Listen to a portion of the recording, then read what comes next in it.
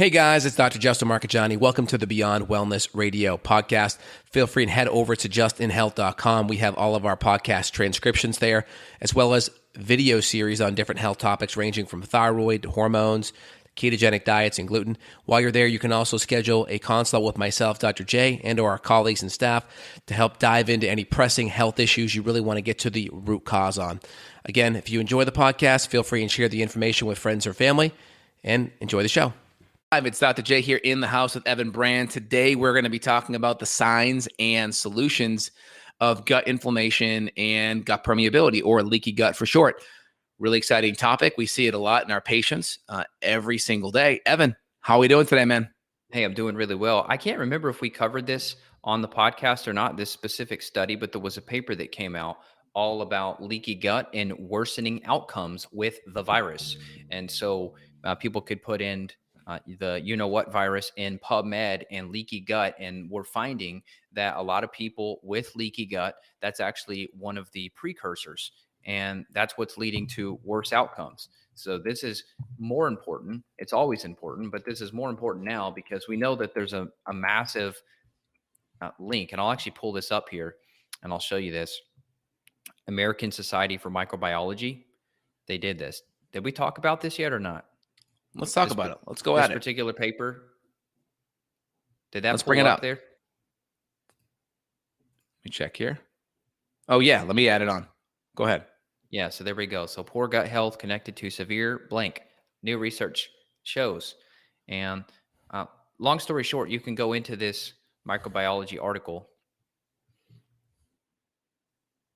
But long story short, they actually show a picture too. Let me see if I can get to that picture. Yeah, here we go. That was the picture. I think we already showed this picture, but forgive me. And people listening on audio, basically we're just showing that viral particles with a leaky gut are going to be able to get into the circulation, and that's going to increase your inflammatory response. So the real goal of today is making sure that your gut is in good shape, because therefore you're not going to have leakage into your circulation. You're going to fare far, far better if you have that healthy gut barrier. So that was the really kind of the spark notes of that, but that's like a 19-page paper that you can dive into. And many people, I think, have thought of leaky gut as kind of a trendy topic that only people like you and I talk about, but this is finally actually getting into the mainstream. So I hope gastroenterologists are going to realize the importance of addressing the gut, and I hope they actually start taking it more seriously. Right now, it's just antibiotics, and that's really the only thing that gastroenterologists do for gut, right? I mean, steroids maybe, and immune modulating drugs in the case of like ulcerative colitis and Crohn's. But beyond that, there's not really much leaky gut conversation going on. No, there's not. And again, really, leaky gut's an effect, right? Or we'll call it gut permeability, right? If you go on PubMed, leaky gut's like a slang. If you want to really find it, you want to look at, gastrointestinal permeability, right? These are going to be the big things. It's the tight junctions, the epithelial cells in the small intestine. They start to come apart, like my fingers here, interlocked, like I'm saying a prayer. They come apart. And then you can see lipopolysaccharides, undigested food particulate can slip out. And so this is part of the major mechanism. Now, with gut permeability, it's an effect, not a cause. So I always tell patients, we don't go in and treat leaky gut. We treat the corresponding vectors of inflammation that drive gut permeability. So that could be food allergens, that could be immune stressors like virus, parasites, small intestinal bacterial overgrowth, general dysbiosis, poor digestion, antibiotic exposure, creating rebound overgrowth, fungal overgrowth, just poor digestion, lots of stress, increased sympathetic tone and adrenal stress that's shutting down the digestive system and making gut permeability more probable. So these are the big vectors. So we always want to draw a line. What's the root cause? What's the effect? And gut permeability is going to be effect, not necessarily a cause.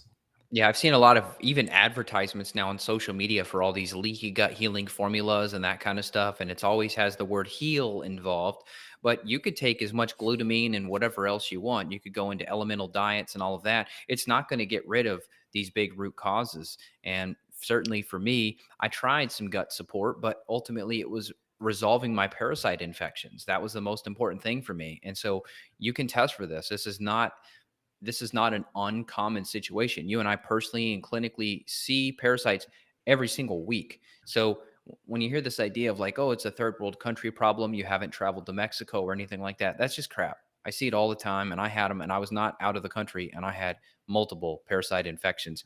And then that affects your bile flow, right? Can we talk about the bile for a minute? What's the role there? Because you and I have talked about how you have to have adequate bile to act as sort of a natural antimicrobial. But how is this happening? What do you think are the big driving factors for why bile production is just not good? Well, first off, we look at the domino rally of digestion. The first thing that has to happen is good, nice, acidic pH in the stomach. So we need adequate HCl in the stomach, hydrochloric acid, that lowers the pH. And again, lower pH tends to have an antimicrobial effect, right? So if we have to bring the pH down a little bit, that makes it harder for bugs to grow. And that pH is also responsible for activating a lot of proteolytic enzymes in our stomach. So if we have good pH, we activate our enzymes. That starts the digestive cascade. We make it harder for bugs to grow. And then once all that chyme, that mixed up food and enzymes and acid and all the stuff in our stomach is all mixed up, that's called chyme, CHYME. That gets released into our small intestine. Our pancreas then produces a bunch of bicarbonate to bring that pH back up to around neutral. But that pH being nice and acidic, it triggers bicarbonate, and then it also triggers cholecystokinin production, CCK, which then causes the gallbladder to contract. So then you get a whole bunch of bile that comes out. You get a bunch of bicarbonate that comes out of the pancreas, but then you're also going to get a bunch of lipase and proteolytic enzymes, trypsin, chymotrypsin, lipase, lipolytic enzymes coming out of the pancreas as well. So then you brings the pH back up. You add the fat digestive enzymes, the proteolytic enzymes, and then you also stimulate that bile production, which then emulsifies that fat. Think of emulsification as you have a nice greasy pan where you cook some bacon on, right? Throw it under water. You feel the fat on the pan. Throw some Dawn soap on there. It emulsifies it. It breaks that up. So then you can get it all out of the intestinal tract and be able to absorb it, carry it on micelles, and be able to use it for lipid bilayer, hair, skin, nail, energy, all that stuff. Wow. Prostaglandins. Yeah, well said. And so bile is produced by your liver, but it's stored in your gallbladder. So people that have Yes. had their gallbladders removed, which is a very common surgery, a lot of surgeons are very happy to remove gallbladders. I think in many cases they may have been saved with fixing these other upstream issues, but well, once it's gone, it's gone. So people listening that have no gallbladder, you have to take that into consideration. There was a study here in 2018. It was in the Annals of Gastroenterology. It found that poor bile flow can contribute to the development of inflammatory bowel disease. So you're really setting yourself up. And we find all the time with people clinically when they come in, they've had gallbladder removal. We see a lot of gut issues. We see massive bacterial overgrowth problems in these people. And I think that's partly due to not having enough bile being stored anymore. Like you and I've talked about it before. I think you said it was a 10x concentration in the gallbladder. Is that right? Yeah, That's kind of 10, the estimate. 15x. Yeah. So you're missing out on that. When you have just liver production, you don't have that storage facility. I mean, you have some bile, but just nowhere near what you would have had if you had your gallbladder. So please try to save your gallbladders. You got to fix these upstream infections because that's going to be, and get off proton pump inhibitors with the help of your doctor if you can, because we know that that suppression of stomach acid is going to lead to the overgrowth, which then fuels these downstream issues to not happen. The domino effect, it literally gets stopped or prevented by the PPIs. 100%. And so we need good, think of bile. It's an emulsifier. It breaks down fat. It's also an antimicrobial. And so we create antimicrobial environments by having good, nice low pH, by having good enzyme and acid levels. That also helps. And then also by having good bile output. And plus, the longer that food sits there and rots and putrefies, because we are not breaking it down into its constituent parts, right? Then it's going to create putrefaction, fermentation, rancidification. Essentially, proteins and fats and carbs are rotting, right? And then you can get gas and bloating, and that just creates this incredible breeding ground for bugs to grow. It's like you can have this beautiful home that you take care of, but if you leave the garbage in there like a week too long, it's going to get like stinky, and then you're going to get a whole bunch of bugs attracted to it, right? Same kind of thing in our microbiome. So it's really important that we stay on top of, those good health practices. Let's hit the symptoms and signs and symptoms, because people know most of the gut ones, but there are some that you and I find clinically that maybe people wouldn't think are a gut symptom, right? It might not manifest outside of that. So we can cover this stuff like unusual color, texture, smell, messy poops. You have floating stool. You have maybe alternating diarrhea, constipation, bloating, gut pain. But what about like skin issues? And what about anxiety and depression and hormonal imbalances and brain fog? I mean, you and I have seen, we lost count how many times we've seen cases where we simply just fix the gut and all of a sudden this depression is lifted. I had one client named Miranda who she had been depressed for, she said, quote, 20 plus years. All we did is do a gut protocol. I gave her no antidepressant herbs. We simply just did a gut protocol. And when we did a 6-week follow-up, she said her depression was 90% better. And when she said 90% better, she didn't even sound too excited. And I said, are you realizing what you just said to me? You've been depressed for over 20 years and you're 90% less depressed in 6 weeks of doing a gut protocol. Like, do you realize how profound that is? And she goes, oh yeah, I guess that is amazing. Thank you. And so I think people, they get so used to feeling a certain way that when the clouds lift, they're almost not even ready for it. But depression, anxiety, I would put at the top of the list for mental health issues connected to these gut inflammation problems. I will tell you, and you and I discussed this. I remember calling you one night years ago. It was probably like coming up on, it'd be 6-7 years ago. It was like 2014, 2015. And I was like, man, I'm having like a panic episode or something. And this was when I was living down in Austin. And it was H. pylori. It was driving that, because as soon as I cleared the H. pylori, all those weird episodes of panic completely disappeared. And I've seen that more than just the N=1 me. I've seen it many, many times. So if you have anxiety problems, you go to the psychiatrist. They're not going to suggest you have gut infections, but that's something you need to be thinking about.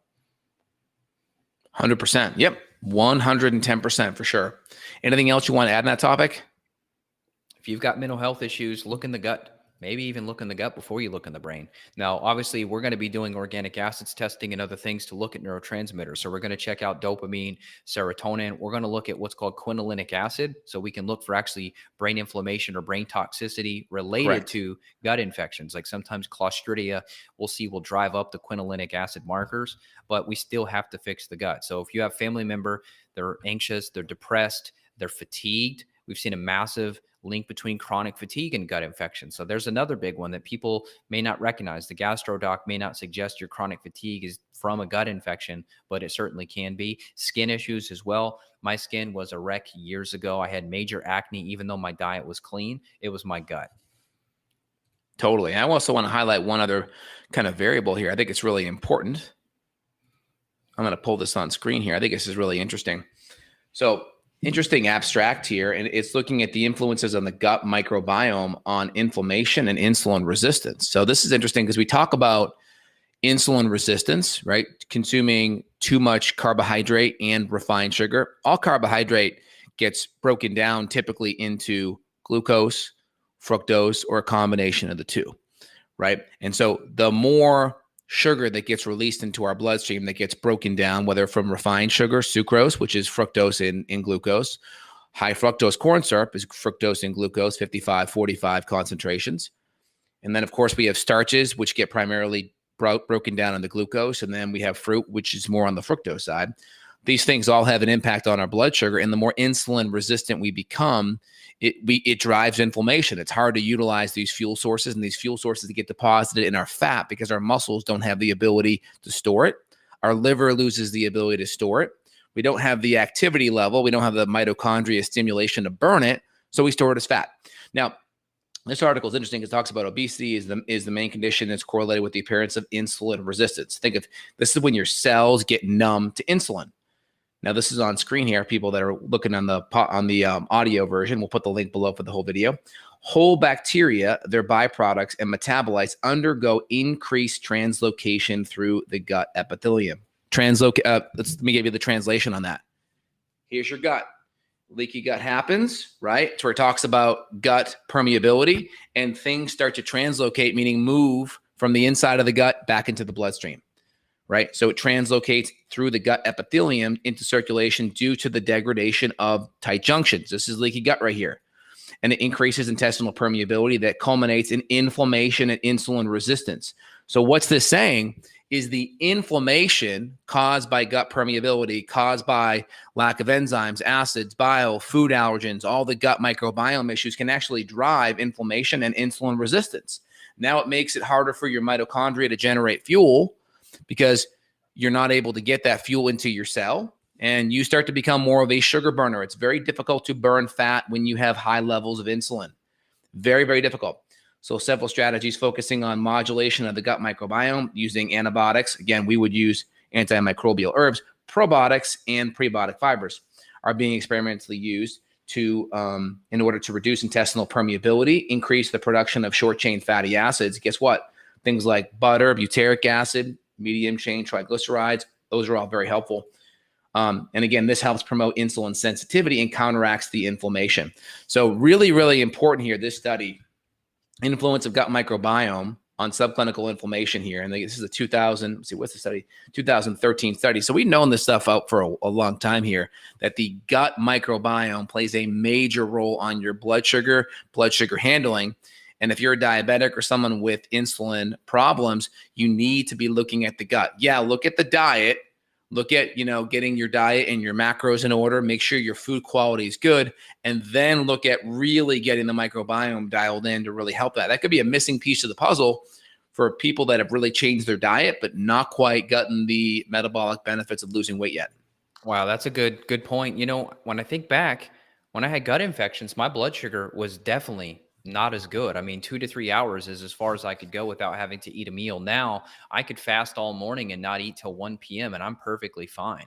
I think there is an adrenal component too. I think I'm in a lot better place with that, but I can tell you that certainly after fixing my gut, my blood sugar stability is much, much better. So I think you're onto something with that paper, and how people that even have gone paleo or animal based or keto that still have issues with blood sugar regulation, that could be a sign of gut issues. And I think even if diet is dialed in some cases, what like you're showing here, there could still be issues with the blood sugar. So uh, sometimes it's portrayed as like just fix your diet and everything else falls into place, but you have to consider these other factors. And also I'll throw in at the 11th hour here, mycotoxins. We know that mold toxins significantly affect the gut barrier and create a leaky gut. They damage the mitochondria, and we know that certain mycotoxins promote the overgrowth of bacteria like Clostridia and Candida. In fact, the lab will tell you that on paper. For example, mycophenolic acid, it's a very common mycotoxin that we see that comes from water damaged buildings. You breathe that in, that'll then affect the gut and allow the overgrowth. So if you're just treating the antimicrobial herbs or antifungal herbs and you've missed this giant mold exposure,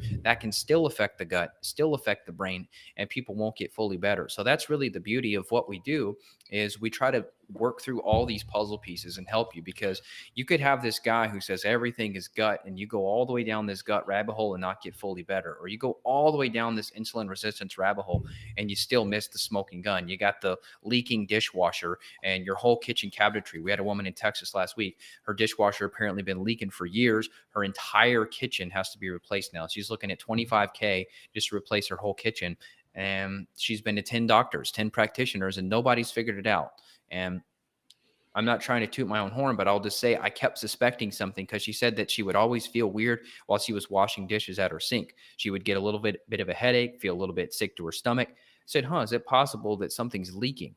And then boom, brought in the remediator and they found it. It was a leaking dishwasher, black mold everywhere.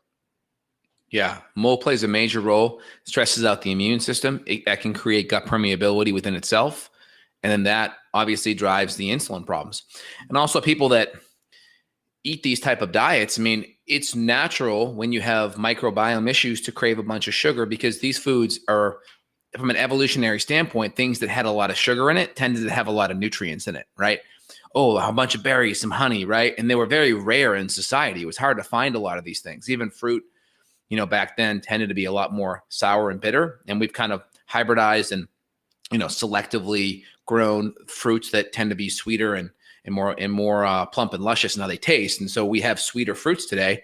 And so it's natural for people to want to crave all the crap that feeds the bad bugs, because the bugs are producing chemicals to make you crave these foods. So you have to be educated and understand that these foods, even though you're craving them, you need to not listen to those cravings sometimes and really shift your gut in it. You shift your macronutrients in a way to starve out some of these bugs. It can make a big difference. Yeah, well said. I mean, a lot of fruits hybridize now too, as you mentioned, to be sweeter. So like a strawberry, I've seen strawberries as big as my hand sometimes. Like, my Yeah. God, wild strawberries, they're tiny. I mean, they're like the size of a fingernail. If you've ever seen wild strawberries out in your yard, very tiny and definitely not anywhere as sweet as the other ones. So when you hear people talk about fruit, like our modern fruit, like you said, it's not really it's more like candy with some, it's like natural candy as opposed to the more ancient fruits. So if I can find like some heirloom apples and that kind of stuff, I'm totally into it. Exactly. And my general recommendation with carbohydrates is make sure you earn it. Make sure you're not in a place where you're inactive, and try to get some activity, because sugar goes three directions. Gets stored in the liver and muscle. Okay. So if you're working out, you're always draining that muscle every day. You have a storage reservoir for it. A little bit in the liver, goes to fat, or it stays in the bloodstream and gets burned up by the mitochondria. Essentially, it gets burnt up mitochondria wise by the muscles, etc. So it's going to go either stored, burnt in, and stay in the bloodstream, but burnt up by the muscles and mitochondria, or it gets converted to fat. And so if you're doing things that allow you to utilize the glucose in that bloodstream, not as big of a deal.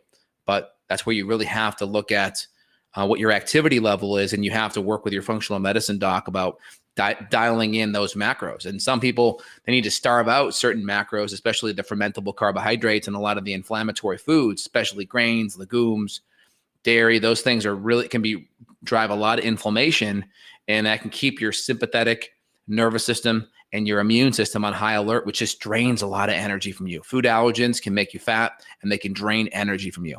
Yeah, seeds too. I cut out almonds Yep, for a long seeds, time. nut seeds. Yep, even some eggs too, for sure. Yeah, I cut out eggs for a while. Greens, I mean, some people are way overdoing it on the leafy greens. I can't tell you the last time I ate a salad. I don't really care. I don't do leafy greens. I used to, but I see way too many people doing these like kale smoothies. I had a lady doing like a pound of kale a day. Oxalates were off the chart. We know those affect the gut barrier too. Yep. So there are downsides to plants. Yeah, I mean, it's all about, how you tolerate it. Can you eat it and feel good afterwards? How does your stool look? Do you see a bunch of undigested particulate? If so, you may want to work on just chewing your food up more, taking some enzymes, see if that helps, or just saute it a little bit and see if that moves the needle. Again, there's almost always a way we can adjust things so it works, but everyone's a little bit different. If you need further help, you can reach out to Dr. Justin at his website, justinhealth.com. Do worldwide consultations, phone, FaceTime, Skype, whatever. It can connect. We do it. Lab tests are sent around the world. It's awesome. We have distributors we work with. We can get these things to your door. We sign off on it and get you rolling so we can investigate and look deeper. So Justin Health. And then for me, Evan Brand, it's evanbrand.com. You can reach out, and we're both happy to help you. We love what we do. We're very blessed for the opportunity to be in the trenches. We're always improving our own health. We work on our families, our children. We work on everybody around us. We're always trying to improve them. And then to be able to do it clinically too is just great. We learned so much from you all, and we like to be the shining light in a world of darkness where people have been to countless practitioners, and the stuff that to you and I is just common everyday conversation, functional medicine stuff. This stuff to some people is like, wow, why has nobody ever mentioned that to me before? And for us, it's like, oh yeah, we do it with everyone. So we look forward to helping you uncover your root causes. If you have gut inflammation, what's going on? There's something under it. So don't give up, keep pushing forward, and please reach out if you need help. We'd love to help you. Yeah, evanbrand.com. Work at Evan, Dr. J, justinhealth.com. Work with me. We are here for you guys. And then put your comments down below. Let us know the different things that you guys are applying, what's working, what's not. And if you get overwhelmed listening to this, try to take at least one action item out of it. I would say action items from a supplement standpoint. We'll put our recommended supplements down below. We have different hydrochloric acid and enzyme support products that we'll put down below for links. That's always low-hanging fruit. Again, diet-wise, a good autoimmune lower FODMAP diet can be a really good starting point. And I would say for liver gallbladder, we have our different formulas. I have one called Liver Supreme. And again, some of the hallmark nutrients in these products are going to be bile, phosphatidylcholine, taurine. Some products will have things like TUGCA, which can be very helpful for biliary flow. Beetroot can be really helpful. If I didn't mention ox biles, these are all maybe some milk thistle, very supportive for liver gallbladder function, liver gallbladder flow. So very beneficial. We'll put the links down below. So if you guys enjoy the information and you want to take action, feel free to take a look at some of those links and support the show by grabbing some of those products. And Evan will have his links down below as well. Anything else, Evan, you want to add? I think that's it. We gave people the links. Make sure you're subscribed to the podcast. If you're listening on Apple, that's probably where most people find us. If you're looking up Justin's show, make sure you're subscribed there, or my show, Evan Brand. We don't care how you're listening. Obviously we cross-pollinate. We put these on each other's. So make sure you're subscribed to both of them so you don't miss it. And we appreciate it. Give us a review too. I think we should probably do a giveaway. I know some people do giveaways, so we can give away a book or, free supplement or something. But in the meantime, give us a 5-star review on Apple. We would love it. That's how we stay up in the rankings so that we can actually share true functional medicine education to the masses. Because right now, still a lot of people that are in the top charts, just theory. They're not clinicians. They're not in the trenches every day, all day. I mean, we look at an exhaustive amount of lab testing that helps us to really dial the stuff we're saying in. We then sprinkle in some studies and we stay up on the research, but you could keep your head in the research all day and totally miss what actually works. And it's all about what actually gets people the results. So keep that in mind and make sure you're subscribed. Give us a review on Apple. We'll love you forever. Thank you. 110%. All the links will be below for you guys. All right. Thanks a lot, Evan. Great chatting with you, man. Have a good one. You Bye, too. everyone. Take it easy. Bye-bye.